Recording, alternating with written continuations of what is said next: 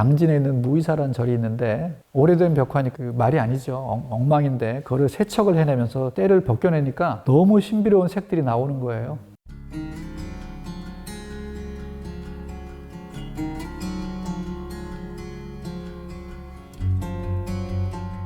교수님 안녕하세요. 네, 안녕하세요. 예, 오늘 그 건국대미대 이종송 교수님 모시고 저희가 그 작품 세계하고 앞으로 12월 달에 전시하는 거 같이 이야기 좀 나눠보려고 하는데요.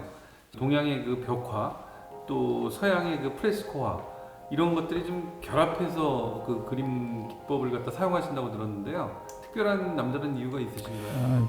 그림이라는 게 보여지는 게 물성으로 보이잖아요. 이미지를 받쳐주기 전에 물성이라는 게 먼저 있고 그것을 또 어떤 새로운 이미지를 구축해내느냐 그 위에 하는 것들로 이제 그림이 완성이 되는데 기존에 있는 그런 뭐 종이나 캔버스 말고 내가 내 작업으로 특화시킬 수 있는 어떤 그런 것들이 없을까라는 거를 대학원 시절부터 이제 그런 쪽에 관심을 가졌었는데 가장 오래된 회화 기법이 뭐지? 라고 찾다 보니 그게 이제 서양의 프레스코 그리고 동양의 사찰 벽화, 고구려 벽화 이런 고대 벽화 기법이더라고요. 그래서 그런 기법들이 제 화면 위로 이제 이렇게 합쳐지는 거죠. 그래서 이게 모든 재료가 자연에서 오거든요. 석회도 산에서 석회암을 채취해서 그것을 변화시키고 성질을 좀 바꾸거든요. 그래서 거기다가 다시 물을 가지고 분쇄를 해서 걔를 또 벽에다가 화면에 바르고 그 위에 안료가 들어가고 스며들고 다시 경화되면 다시 돌로 돌아가요. 자연에서 얻은 재료 그걸 가지고 내가 다시 자연으로 돌려놓는 그런 순환 작용에 일조하는 그래서 자연 재료를 가지고 작업하는 즐거움이 있습니다. 그 한때는 또 사찰도 많이 이렇게 다니시면서 네네. 비교적으로 굉장히 네네. 그에도 관심이 네. 많으셨다고 들었는데요. 사찰 그림의 그 매력은 어떤 데 있을까요? 그 한국 사찰에 대한 기억, 우리 문화인 것 같아요. 어떤 미술의 어떤 그런 미술사를 보는 것 같은 그런 흔적들을 직접 보는 거죠. 네. 예, 제가 했던 지금 쓰고 있는 그 벽화 기법도 사찰 벽화가 절반 이상이기 때문에 가면 저는 이제 꼭 그 사찰에 있는 중요 벽화는 다 보고 뭐 제가 연구하는 팀에서는 그것을 보존 처리하고 연구 분석하는 팀이 또 있는데 저는 이제 재현 작가니까 굉장히 관심 있게 보게 되죠. 그 답사 중에 만난 그 강진에 있는 무의사라는 절이 있는데 무의사 벽화가 지금 국보예요. 네. 그 작업을 저희 팀에서 했어요. 그래서 저는 거기를 한 뭐 수십 번 왔다 갔다 하면서 이제 작업을 도와주고 했는데 그때 제 작업이 좀 변했어요. 오래된 벽화니까 먼지도 쌓여 있고 이게 뭐 그 말이 아니죠. 엉망인데 그거를 세척을 해내면서 때를 벗겨내니까 너무 신비로운 색들이 나오는 거예요. 이게 참 까면 깔수록 신비로운 어떤 그런 것들이 참 많이 발견돼요. 그래서 좀 더 가까이 가서 잘 살펴보면 그 속에 굉장히 많은 이야기가 들어있고 그것을 그렸던 그 시절의 어떤 그런 화공들도 상상을 할 수 있고 언뜻 봐서는 못 찾는 그런 재미들을 많이 발견할 수 있는데 그런 느낌들이 제가 이제 그런 불교 미술을 접할 때 녹아내려서 제 작품 속으로 들어가는 것 같아요. 그래서 그런 지금도 사찰 답사를 참 좋아합니다. 사찰에 가면은 어떤 때 그 영감이나 그 그림의 그 화상이 제일 많이 떠오르세요? 최근에 갔던 것은 상원사 여름에 저녁 무렵에 갔는데 네. 타종을 하시더라고요. 스님이 타종을 하시는 순간 제가 산에 올라갔다 내려와서 그 순간을 탁 봤어요. 근데 그 타종하는 순간의 바람이 산을 움직이는 거예요. 바람이 산을 움직이고 그 소리가 산에 메아리치고 쭉 멀리 뻗어가는 그런 느낌들이 이거 내 그림이네 라는 생각을 했어요. 제 그림 속에는 음악이 많이 들어있거든요. 그런 음악적인 경험, 느낌 이런 것들을 저는 잘 반영을 해서 움직이는 산이라는 타이틀을 제가 갖고 온 게 한 30년 됐어요. 뭐가 움직일까? 사람들이 물어봐요. 그때그때 달라요. 지금 아까 설명드린 부감시라는 것도 제가 움직이는 거예요. 제 마음이 움직이고 상상이 움직이는 거고 또 하나는 움직임이라는 건 또 지금 소리에 의한 파동 그 타종했을 때 그 파동이 나를 또 움직이게 하더라고요. 근데 저의 상상은 그 파동으로 인해서 산이 또 움직이는 거예요.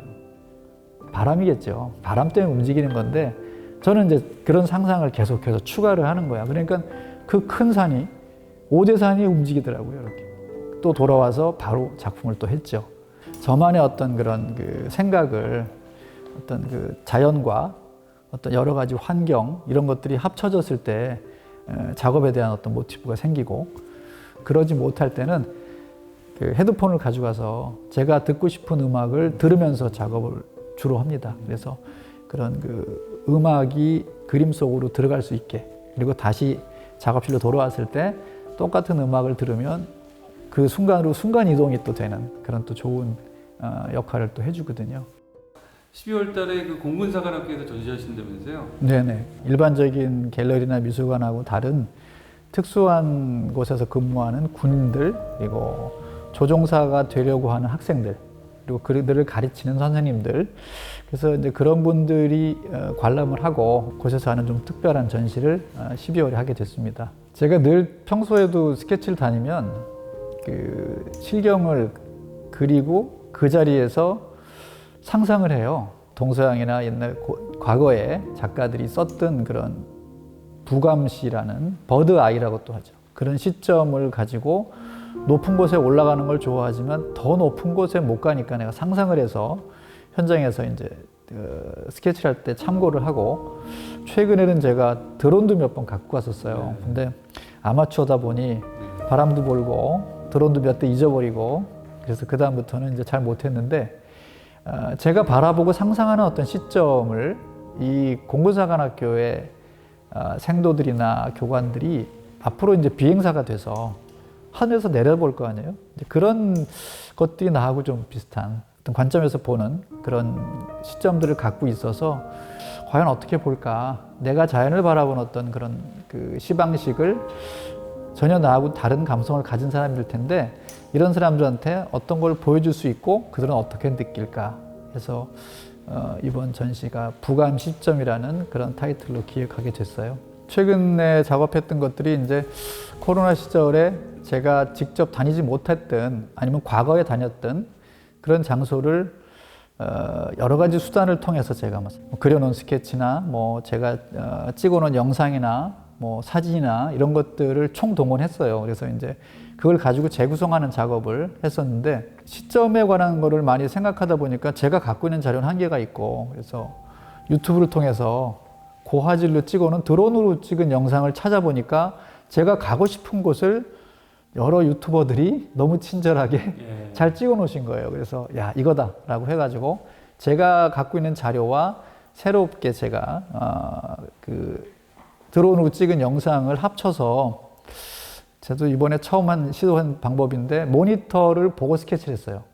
제가 했던 거, 기억, 감정, 느꼈던 것, 그리고 지금 촬영했던 방법들로 동원된 지금 보여준 이미지, 이런 것들 합쳐서 백두산도 다녀오고요, 한라산 백록담도 다녀오고, 뭐 설악산 대청봉도 다녀오고, 파타고니아까지 제가 가고 싶었던 곳, 가보지 못했던 곳을 랜선 여행을 통해서 어떤 그 영감을 받고 아주 재밌게도 작업을 했는데, 그런 시리즈 작품들입니다.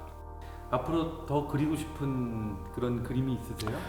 제가 하고 싶은 것은 뭐 지금도 뭐 계속 변하고, 저는 주로 개인전 중간에도 떠오르는 작업을 또 하거든요. 그럼 그 그림을 근간으로 또 변화하는 그런 작업을 또 시도하는데, 아마 요 다음 흐름은 굉장히 단순한 작업으로 좀 넘어갈 것 같아요. 단순하고 모던한 느낌의 어떤 그런 흐름으로 가지 않을까. 점점 그런 게 좋아지더라고요. 음악도 좀 그런지는 것 같아요.